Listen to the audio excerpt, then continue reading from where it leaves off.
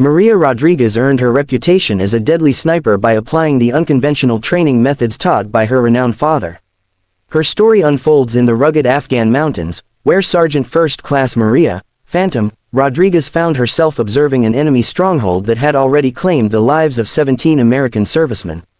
Despite being only 26 years old, Maria held the distinction of being her Special Operations Unit's youngest sniper, and she possessed specialized knowledge that might change the course of their entire mission if she could summon the confidence to employ it. However, her comprehensive military preparation hadn't equipped her for the seemingly insurmountable challenge that lay before her. Colonel James Thunder Mitchell expressed his frustration about the bunker system that had been causing severe casualties over 3 days, gesturing toward the reinforced enemy installation embedded within the mountainside.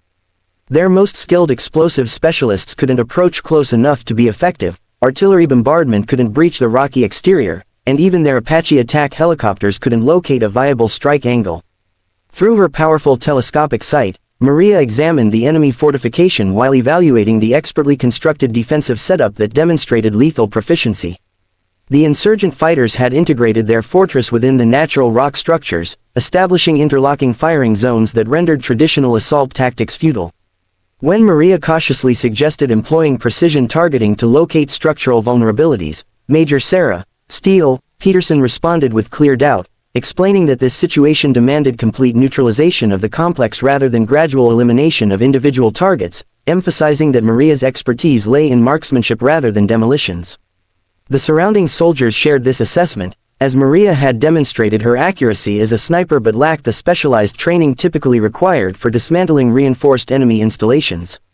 What remained unknown to her colleagues was Maria's unique background as the daughter of Master Sergeant Carlos Ghost Rodriguez, the celebrated sniper who had transformed battlefield destruction methods during operations in Iraq and whose innovations remained highly classified within military intelligence circles. Maria carried confidential information that could have fundamentally altered her unit's approach to challenging missions. Her father hadn't simply been an exceptional marksman but had become the military's foremost authority in what Pentagon officials termed precision demolition, which involved destroying enemy fortifications through strategically placed rifle shots instead of traditional explosives. Carlos had refined his methods across 3 deployments in Iraq, where he mastered the ability to assess enemy positions with both an engineer's understanding of structural weaknesses and a sniper's accuracy for targeting vulnerable points. His innovations had enabled small teams to eliminate enemy strongholds without endangering assault forces or consuming vast quantities of ammunition. Unfortunately, Carlos's expertise had been lost when he perished in an improvised explosive device attack 6 years earlier. Military authorities had classified his methodologies, and his instructional materials had been secured in archives inaccessible to most personnel. Maria remained the sole individual familiar with his techniques, having devoted her adolescent years to learning not merely shooting skills from her father but also structural evaluation, ballistics principles, physics applications, and the intricate calculations involved in battlefield demolition. During their final training session before his last deployment, Carlos had emphasized that shooting transcended simply striking targets and involved comprehending the consequences of bullet impact, noting that every structure contained weak points and every defense harbored vulnerabilities that required thinking like an engineer rather than just a shooter.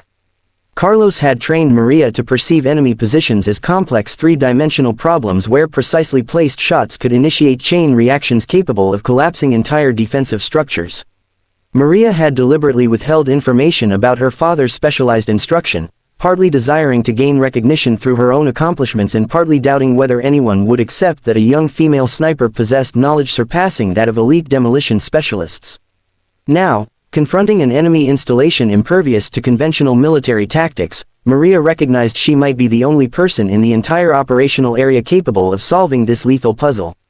She informed the colonel that she might have a workable strategy while studying the enemy complex through her scope with vision trained to detect overlooked details.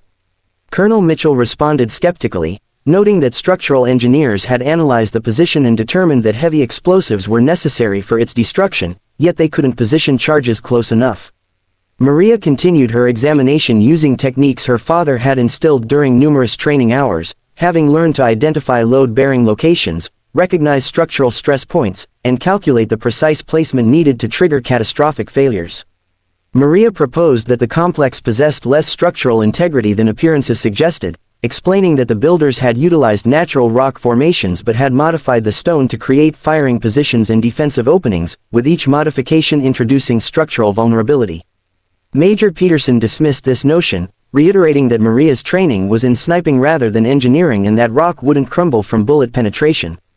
However, Maria perceived something her commanding officers couldn't see, as her father's instruction had taught her to recognize critical junction points where human modifications intersected natural stone formations, these transition areas being consistently the weakest components of defensive positions because they represented compromises between structural soundness and tactical benefit. She clarified that her plan involved targeting the support structures maintaining their firing positions rather than shooting through rock itself, directing attention to the third level where a machine gun position had been carved out, requiring removal of supporting stone to achieve that firing angle, with the entire section held up by visible wooden braces. Maria indicated barely discernible support beams holding an overhanging rock shelf, explaining that eliminating those supports in the correct sequence would collapse that entire section, which would destabilize the levels above it. Colonel Mitchell examined the position through his binoculars and acknowledged that even if Maria was correct about structural weakness, she would need to execute precision shots at extreme distance while under hostile fire with microscopic margins for error. Maria sensed her father's influence like a gentle breeze and responded that her father had always maintained that the most difficult shots weren't about range or atmospheric conditions but about understanding the true objective, emphasizing that she wasn't merely attempting to strike wooden beams but rather solving a physics equation. She established her shooting position on a ridge 800 meters from the enemy complex, maintaining sufficient distance to avoid direct fire while remaining close enough for the surgical accuracy her father's methods demanded. Her rifle was equipped with high magnification optics, but the essential tools she required were the analytical capabilities Carlos had developed in her 3 years of instruction.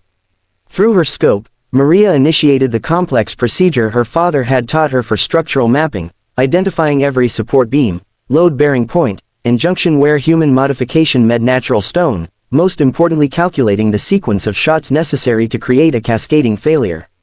She radioed her commanding officers that she had identified 7 critical support points and that removing them in the proper order would cause the collapse to propagate upward and neutralize the entire complex. Colonel Mitchell's voice questioned through her earpiece whether she was certain about this approach, warning that once she began shooting, the enemy would pinpoint her location and she would have approximately 30 seconds before every weapon in the complex targeted her position.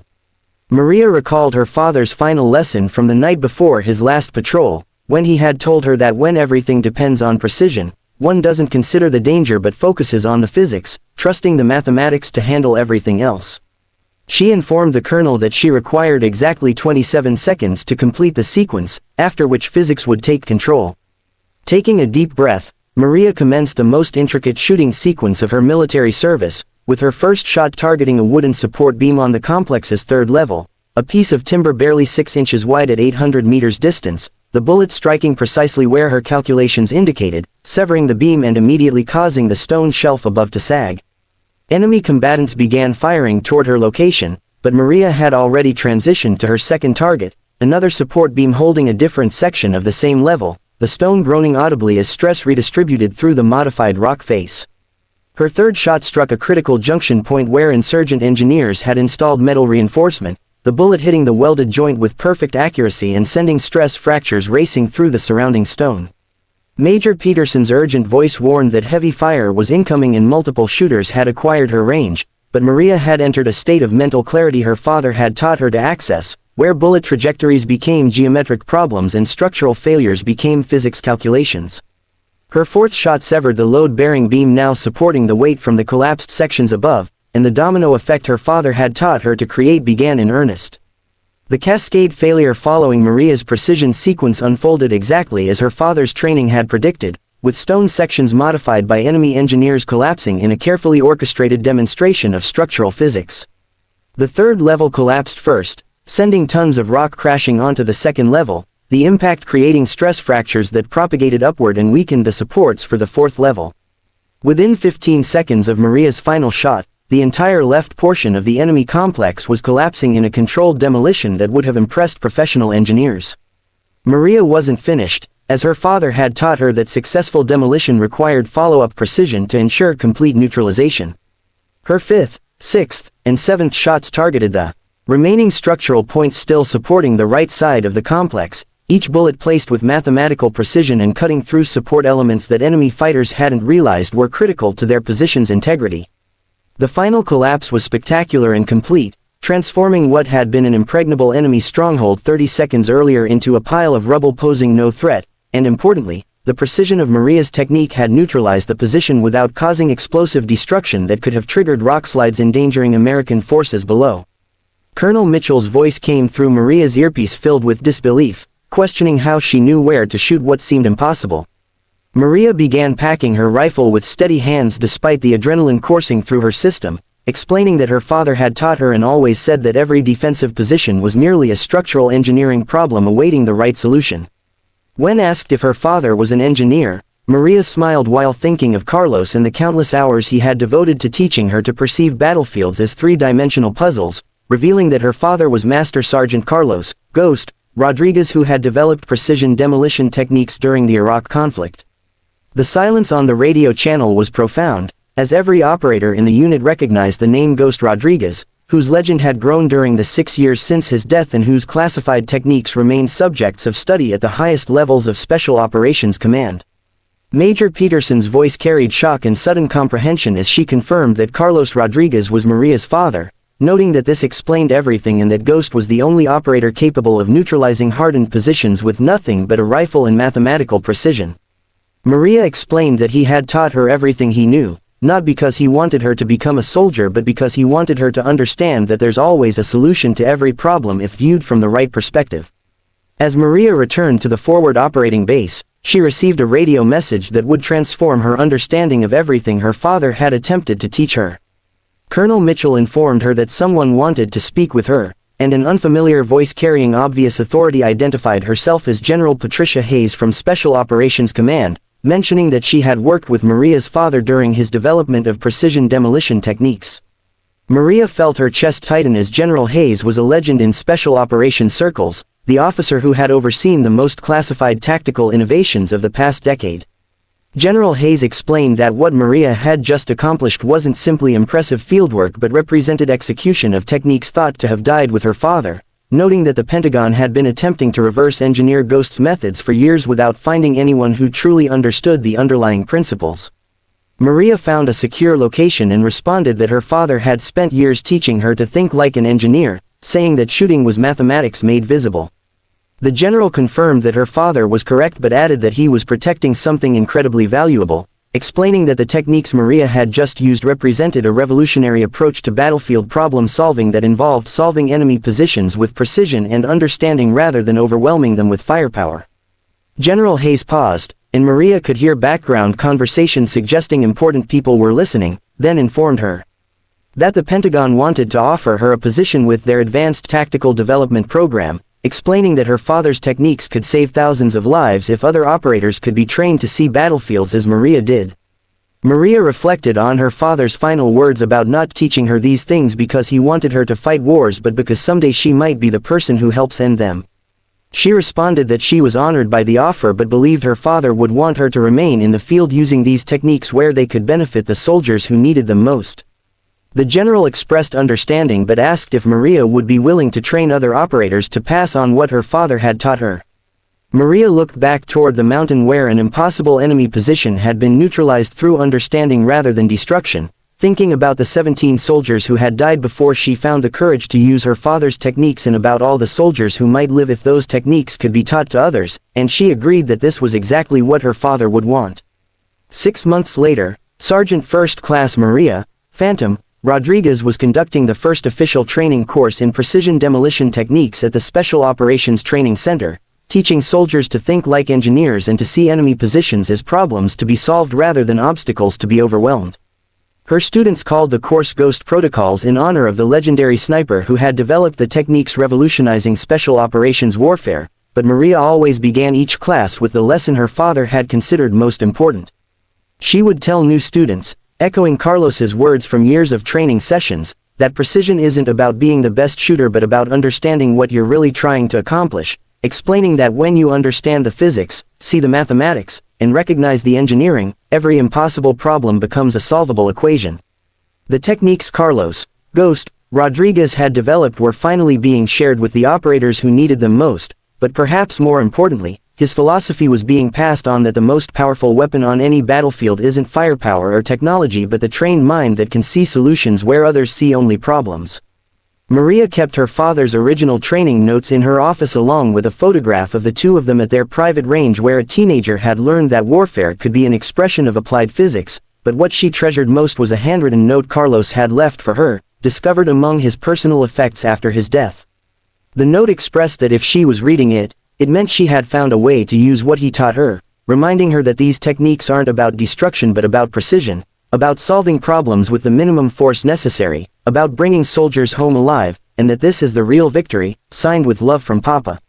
Maria Rodriguez went on to train hundreds of special operations personnel in her father's techniques, but she never forgot the most important lesson Carlos had taught her, that legendary skills aren't inherited through genetics but are passed on through patient teaching and the faith that someone you love can become everything they're meant to be, representing the belief that the greatest victories come not from overwhelming force but from perfect understanding, and that the most powerful legacy a parent can leave is teaching their child to see solutions where others see only problems.